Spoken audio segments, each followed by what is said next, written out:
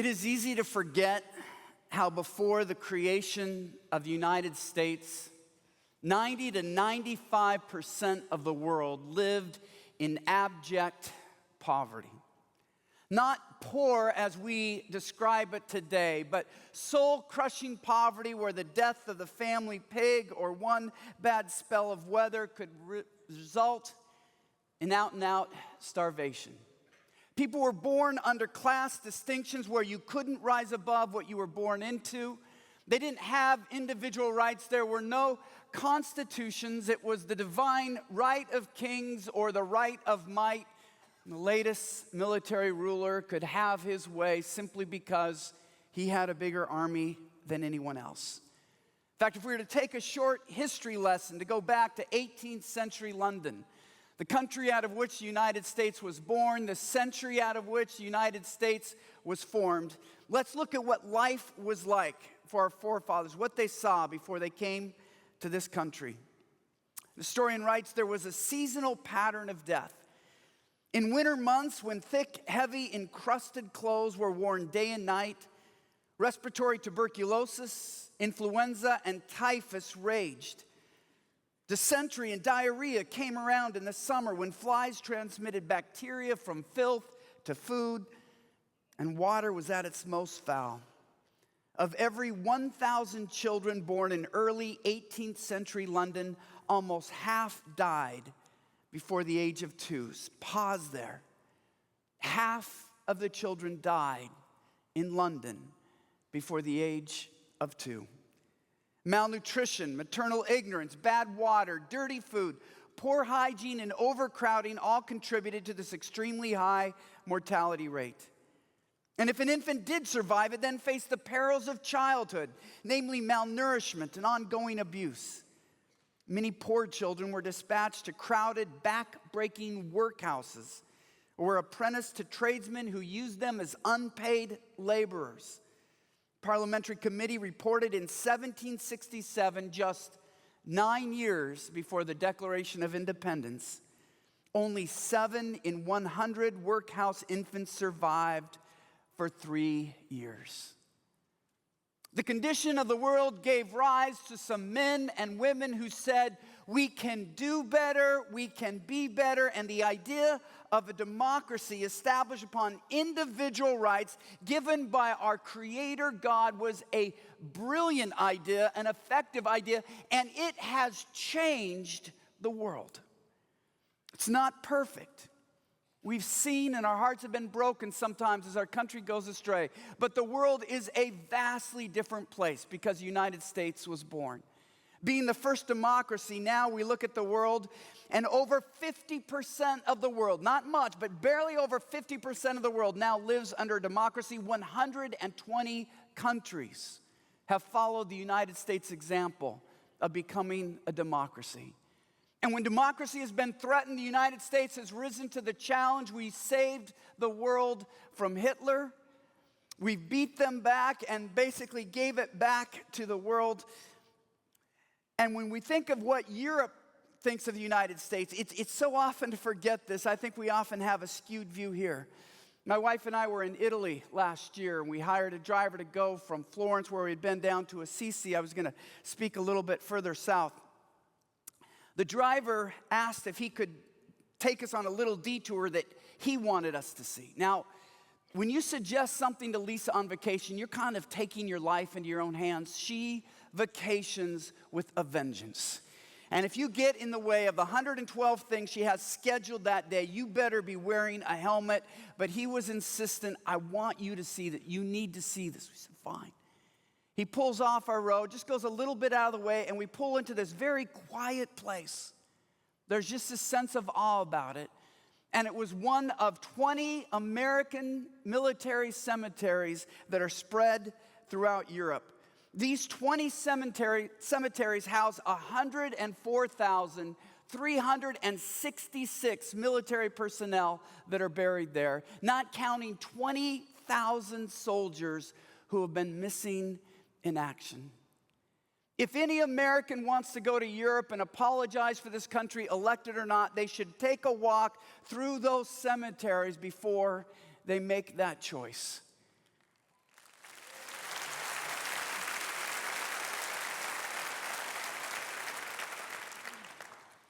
we can do controversial things. I know our country has been ripped apart by what happened in Iraq, and you could make a case it wasn't a good idea. Some people make a case it was a good idea. My opinion doesn't matter on that, but here's the thing. We gave it back. What other country does that? Spending $1 trillion, not taking a drop of oil and giving it back. Is Russia going to take over Ukraine to give it back? Does China build on the outlying islands to give it improved to the international stage? What other country does that? And our work and our research and our development of medicines and healthcare is exported to the world. One of the reasons we pay so much for what we do and what we have is because the medicines that are developed here are often given to poor nations for free or at drastically reduced prices. For the past year, my son has been working with the Gates Foundation in Seattle, a private foundation based out of an American country using American dollars, and they're this close to completely eradicating polio from the entire world. Down to 2.5 countries. Nigeria is 2 months away. You have to be 1 year free of polio to declare it free. Nigeria hasn't had any polio outbreaks in 10 months, and now we're down to just Afghanistan and Pakistan. And if you have a memory, when tens of millions of people died from polio, and those who didn't die were crippled and their life was forever changed, and to think that God has used something out of this country to eradicate that curse from the world, it's an incredibly wonderful thing to behold.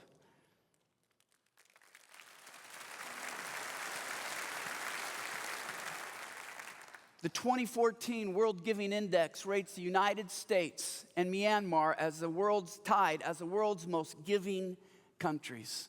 Now, that's by percentage. We know if it's actual dollars, it's not even close. That God has created a generous nation that blesses the world. And I say all of this in particular to help some of the younger people who hear an entirely different message. And I know this doesn't sound politically correct, but I believe in speaking the truth, and I believe in speaking what is honestly true. American exceptionalism is not sentimental patriotism. It's historical fact.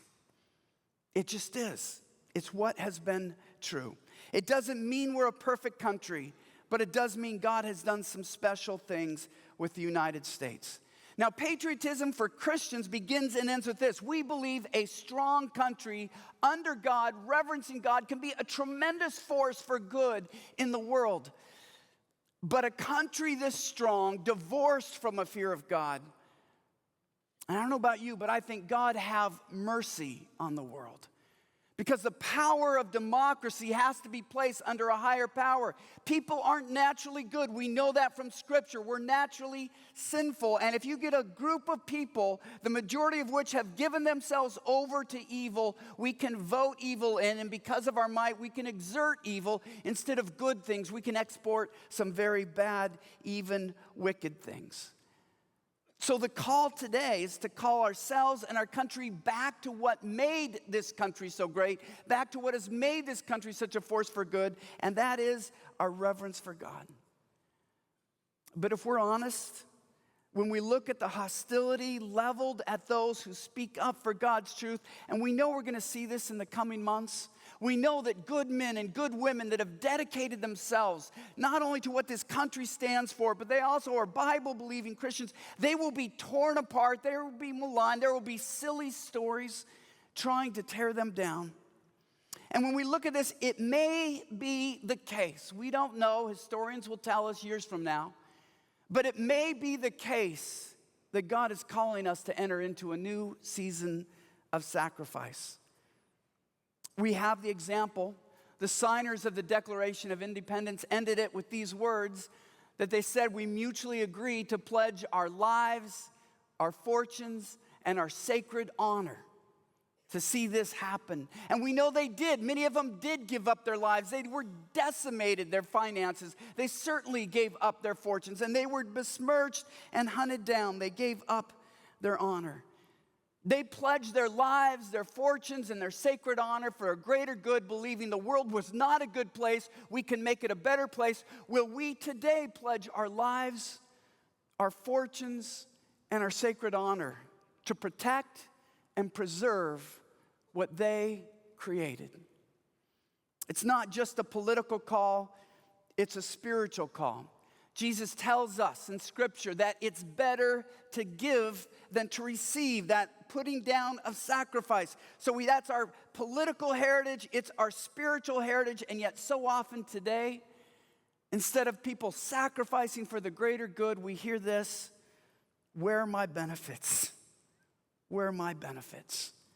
Selfishness has taken over. Yeah, sometimes by the rich who want to get richer yet. Sometimes by businesses and corporations who want to take advantage of workers. Sometimes by men who conceive children and don't want to support them. Sometimes by people who just don't want to have to pay their own way. And now that I've offended both conservatives and liberals, can we have a little sense of humor? I mean, we read the words of the elite of the 18th century who said, we will pledge everything we have to create a better world. And we look at what the elite are focused on today. David Brooks wrote a column about living in one of the highest earning zip codes in the country, an elite, posh neighborhood in New York City. And here's what he found them to be obsessed with. He said, lines of luxury cars come up to this private school, usually Saabs, Audis, and Volvos, because in my progressive neighborhood, it's socially acceptable to have a luxury car so long as it comes from a country hostile to U.S. foreign policy. These creatures come out called Uber moms, who are highly successful career women who have taken time off to make sure all their kids get into Harvard. And you can usually tell the Uber moms because they actually weigh less than their own children. They've got little yoga mats stapled to their hips, and during pregnancy, they're taking so many soy-based nutritional formulas that these babies plop out, these gigantic 14-pound, toothless defensive linemen, just boom. The moms are in the delivery room, cutting the umbilical cord themselves, adjusting the video lighting, and asking the ultimate Uber mom question: is her APGAR score above average? Uber moms have their spiritual yearnings, which they express mostly through food. So they go through Whole Foods and Trader Joe's, the progressive grocery stores where all the cashiers look like they're on loan from Amnesty International. And my favorite section is the snack food section. They couldn't have pretzels and potato chips. That would not be spiritual. So they have these seaweed-based snacks, veggie booty with kale, which is for kids who come home and say, Mommy, Mommy, I want a snack that will help prevent colorectal cancer. And these kids turn into the junior workaholics of America. I teach them at Yale. And by the time they've applied to schools, they've started 6 companies, cured 3 formerly fatal diseases, played obscure sports like Frisbee golf. When I ask my students, what are you doing during spring break? They respond, I'm unicycling across Thailand while reading to lepers. That sort of thing.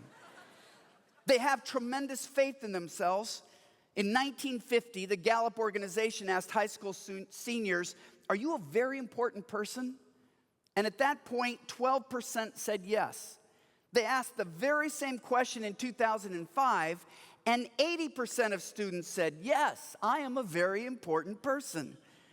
Americans score 25th in the world in math, but if you ask American students, are you really good in math? They all think they are. We are number 1 in the world at thinking we are really good at math. But it's even the older ones. Time magazine asked Americans, are you in the top 1% of earners? 19% of Americans are in the top 1% of earners. So we have a lot of self-confidence and a great desire for fame. Fame used to be low on a value. Now fame is the second most desired thing in young people. They did a study, would you rather be president of Harvard or Justin Bieber's personal assistant? And of course, by 3-1, people would rather be Justin Bieber's personal assistant. Though to be fair, I asked the president of Harvard, and she would rather be Justin Bieber's personal assistant. And so this is an achievement culture, a culture of people striving and trying to win success. But notice, their success isn't elevating the common good. It's not sacrificing their lives and their fortune and their honor for a greater vision. It is all about, how do I create a more comfortable life, a more successful life? How do I make sure my world is okay? What has happened is that the river of democracy that fed the world has become a lake of entitlement. And too often we live as lakes instead of rivers. What do I mean by that? The passage that you heard read here this morning refers to that. In John 7:37 through 39, Jesus said this: on the last and greatest day of the feast, Jesus stood and said in a loud voice, "If a man is thirsty, let him come to me and drink. Whoever believes in me, as the scripture has said, streams of living water will flow from within him." By this he meant the Spirit, whom those who believed in him were later to receive. These powerful words were based on a prophecy given to Ezekiel. It's in Ezekiel chapter 47. At the time, Israel was in ruins. The temple was in ruins. It was just a land that seemed forsaken. And God told Ezekiel, this temple is going to be rebuilt, but there's going to be something supernatural. He talked about this river of life that would flow from the temple, the place of worship, the place representing the presence of God. And this river would give life and healing to the desert. We're going to pick it up at Ezekiel 47. I would recommend you just follow us along on here because I'm skipping some verses. It's a long passage, and you'll find it easier if you just read on the screen instead of out of your Bibles. Ezekiel 47. Then he brought me back to the door of the temple, and behold, water was issuing from below the threshold of the temple toward the east. The water was flowing down from below the south end of the threshold of the temple, south of the altar. It was deep enough to swim in, a river that could not be passed through.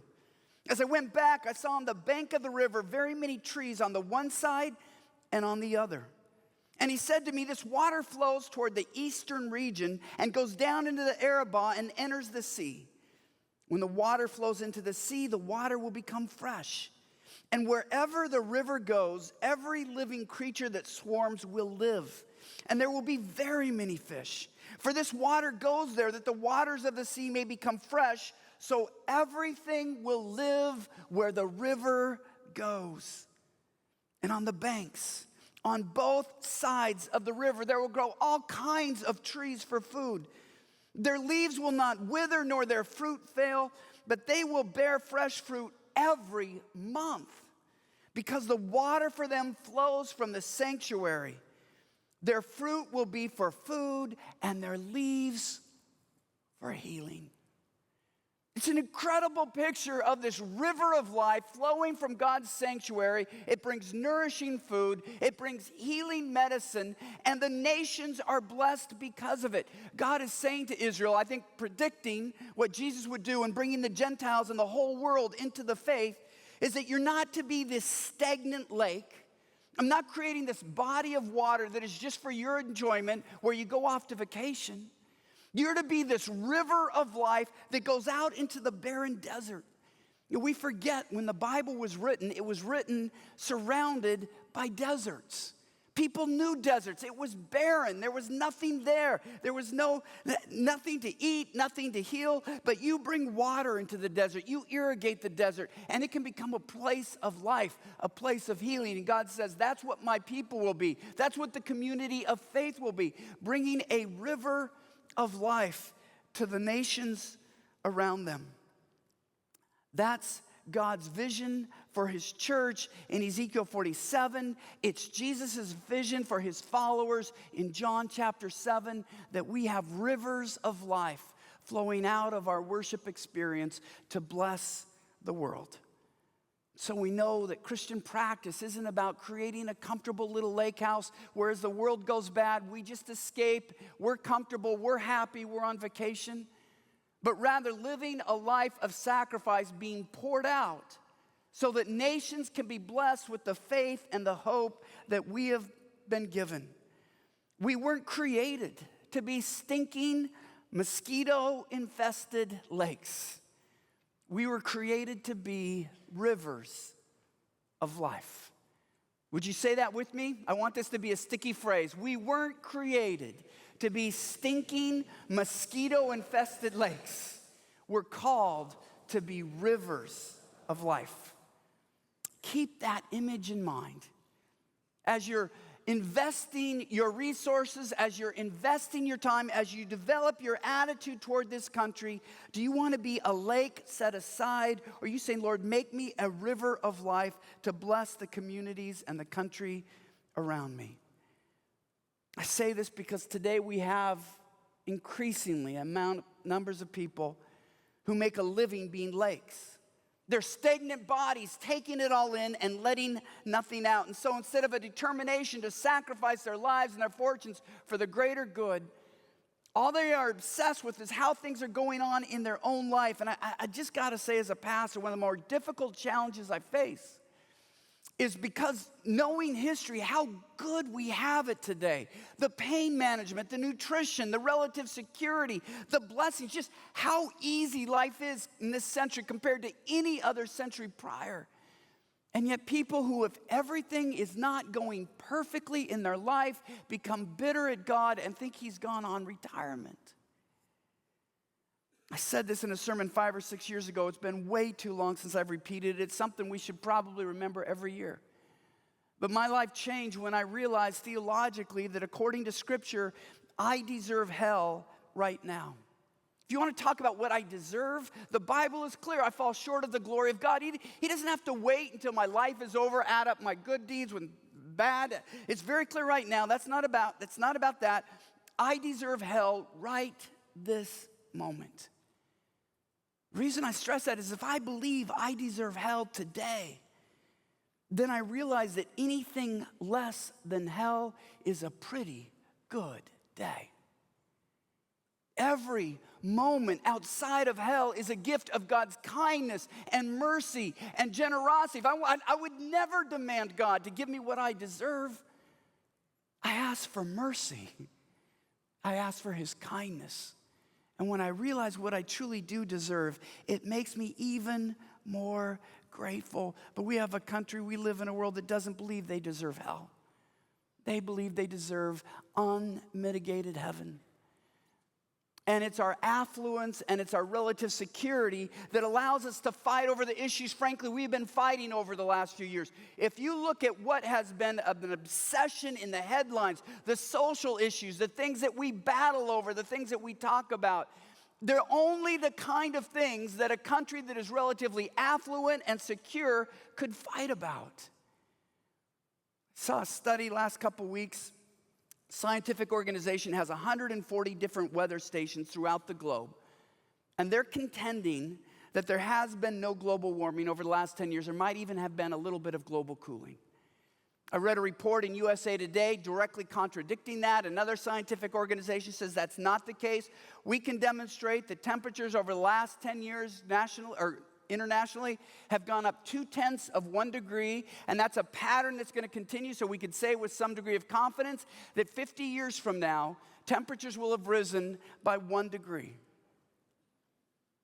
I'm not trying to be funny, but what that means is that 50 years from now in Houston, instead of it being 97 degrees every day in August, it will be 98. How will we ever survive? Look, I'm not the politician in residence here. I'm not the scientist in residence here. You don't have to agree or disagree with whatever you think my position is. I hope everybody will accept this spiritual point. If we had barbarians literally at the village ready to loot and pillage and murder, if we had to spend 14 hours a day literally building our homes and planting our food and harvesting our food and sewing our clothes, if we had lost 2 of our 4 children before the age of 5 and now 2 of them were down with polio and we're nursing them with substandard medicines and just homeopathy to try to get them well, hoping that at least they won't die, but then knowing they might well be crippled, I'm not sure we would be saying, but none of that matters because 50 years from now, it's going to be 1 degree hotter. Can we not realize how God has blessed us in this country, in this day, and in this age? Can we at least have some context as we debate the issues that should grab our attention? But then as a church, are we willing to sacrifice some of those blessings? God has given us such a great start, but will we put them back on the altar to be a river person instead of a lake person? Now, many of you are. I believe that sermons should not only convict, but they should encourage. And I know in this place I'm surrounded by a lot of river people who give generously. I read recently a study of both conservatives and liberals, and let me say before that freaks you out, I know Second has both.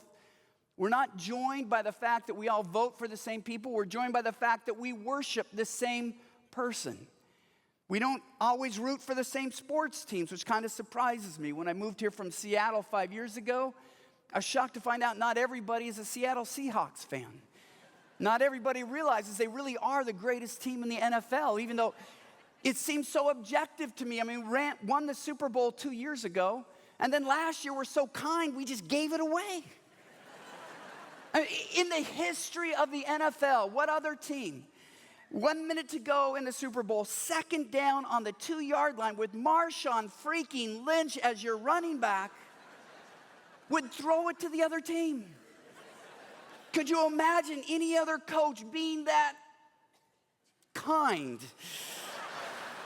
to say, okay, we won last year, this year you get to win? And so it seems objective to me, but I know we do have a lot of conservatives. And this study said households headed by a conservative gave on average 30% more dollars to charity than households headed by self-described liberals, even though liberal families in these data earned an average of 6% more than conservative families. So they gave 30% more with 6% less. And getting to know some of you coming from the Pacific Northwest, I've been astonished at the amount of taxes some of you pay. One man, rather successful, confessed to me, Gary, I could save so much money on taxes if I wasn't a Christian.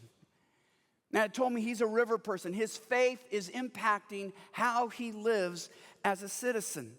And yet you're told, and you're called part of the problem. I hear other people saying that you're not paying your fair share. And I kind of want to defend you now, saying, look, I've talked to some of these people. What are they supposed to do? Cut open their veins and bleed a gallon of blood with every $10,000 check they send to the IRS? But instead of being thanked, you're called part of the problem, that somehow our financial situation is your fault. So let me just say, as a citizen here, to those of you who work really hard and send a lot of money to the IRS to pay our country's bills, thank you. Thank you. Somebody ought to thank you for what you're giving.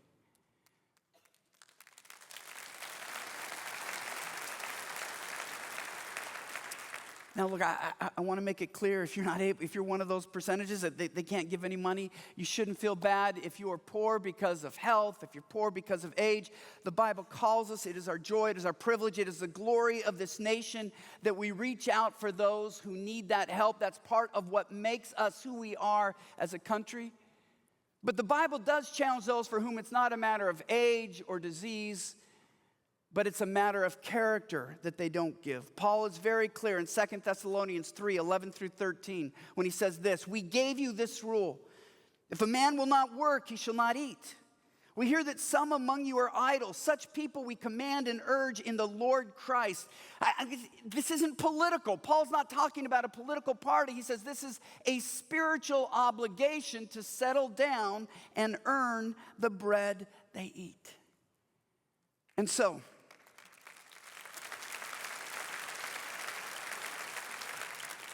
let's take the best our country has offered historically, the words of an iconic Democrat president, JFK, when he said this. And so, my fellow Americans, ask not what your country can do for you, ask what you can do for your country. Or our nation's second First Lady, Abigail Adams, who suffered long separations from her husband, who gave a child up into government service. And they said, how do you deal with all the harassment and the pains of being in public life, launching a new nation? And here's what Abigail Adams said at that time. I feel a pleasure in being able to sacrifice my selfish passions to the general good. Let's accept Jesus' words that it's better to give than to receive. Let's accept the example of Abraham in Genesis 12 when it says he was blessed to be a blessing, not to create a lake house, but to be a blessing to others. Because as much as some Americans seem to hate Christians in the church, and let's be honest, there's a lot of vitriol being thrown our way. The strength of our nation depends upon a growing and vibrant, Bible-believing, God-fearing church.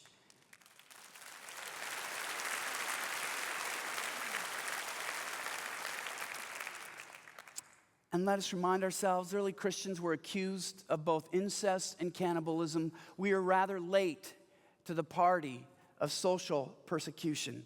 And so our response as believers is to keep giving, to keep serving, to keep blessing, and even to sacrifice. And when we're challenged, the Bible tells us how we respond with those who disagree and resent us. After again talking to the idol, Paul then speaks very clearly to the givers. 1 Thessalonians 5:14 and 15, warn those who are idle, but then he says, see to it that none of you, not a single one of you, should repay evil for evil, but always seek to do good to one another and to all. We don't repay evil for evil. We can't use their tactics. We don't use character assassination as they do. We don't respond that way because we serve a God more than we serve a political agenda. And we have to wage war his way. I shared a truth this past week I believe was important as we were all so disappointed and many of our hearts were broken. Beautiful truth shared in an ugly way never persuades. And so let me ask you, community of faith, when the elite political strata of our society breaks your heart and frustrates you, are you still praying for them? Do you still feel concern for their souls as much as you feel anger about their policies? The Bible is clear. That's what it means to be a river of life. We're told in 1 Timothy 2:1, I urge then that requests, prayers, and intercessions be made for everyone, for kings and all those in authority. So Paul says that we are to pray for them. Let me make it even more personal and more difficult. Are we praying for the soldiers of ISIS? I'm praying for a revival, that God will somehow break through and show them a life of faith and love instead of a life of violence and hate. And I know that makes me sound like an absolute idiot. Gary, we can't even get a Christian in there. But God didn't need a Christian to confront Paul, did he? Paul persecuted the church. Paul imprisoned the church, and then he became one of the church. What would happen if they started seeing Christ and they laid down their arms? Look, as a citizen, it wouldn't cause me a moment's doubt if we went out there and smoked out all the violence they were doing. But as a Christian, I believe we have to pray for their souls, even our enemies. We have to pray that they could know light and grace and love, that God would so convict them that they would rip off those demonic-looking black masks and show their face, the light and countenance of a saved soul in Jesus Christ, who has the same hope and salvation we do.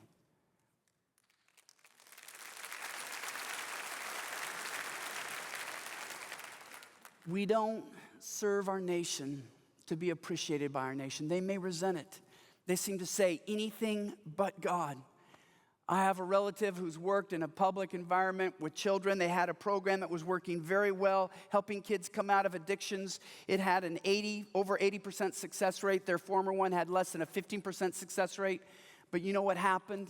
Some of the people were becoming Christians, and so they gave up the money to the 80% successful one, and to the 15%, that's where they poured it, because our country often says, anything but God. It's an attitude that's just part of our human nature. I had a friend when we worked in the Washington, D.C. area, when we lived in that area, we had a friend who worked for a congressman. And she got a call from one of the constituents that they had a family that was in great need of just some practical help, and there were no government programs to help them. She says, you know what, I know some churches in that area. Let me call them and see what's up. And she found a church saying, we've been looking for somebody to adopt. We'd love to do that. She calls the husband of the wife who's ill. She says, I've got somebody from the First United Methodist Church. They're eager to help. He said, did you say they're from the First United Methodist Church? I said, yeah, I did. He goes, that's not going to work. I said, why not? My wife's a Baptist. She'd never let a Methodist through the front door. They may not want us because of our beliefs, but God calls us to be a river of life regardless. They don't realize they need not us, but the God who works through us. At the height of its power and influence, Rome boasted 1 million citizens. It was the power of the world. By the 12th century, it was down to 20,000. Think about that, 1 million down to 20,000. And a lot of ink has been spent. How did that happen? But the solution is actually rather simple. Many countries around Rome were decimated by the plague. But because of Rome's aqueducts, fresh water flowing through the city, Rome was virtually spared from that decimating disease. But when the barbarians came in, they stopped the aqueducts. Fresh water didn't go through Rome anymore, and they made Rome a miserable place to live, and people left by the hundreds of thousands. And many of us may feel this weekend that the spiritual barbarians, so to speak, are stopping up the aqueducts of God's clean water and truth and what this nation has stood for in the past. And they will make it a miserable place to live. They think getting their rights to do evil will make them happy. We know it won't. Evil always leads to misery. They are so in denial.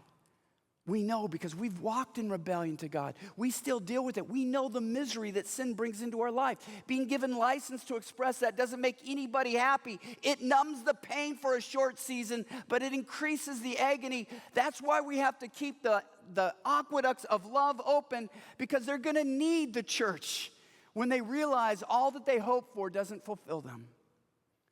There's only one thing that will fill them. And that is the river of life represented by the truth of Jesus Christ.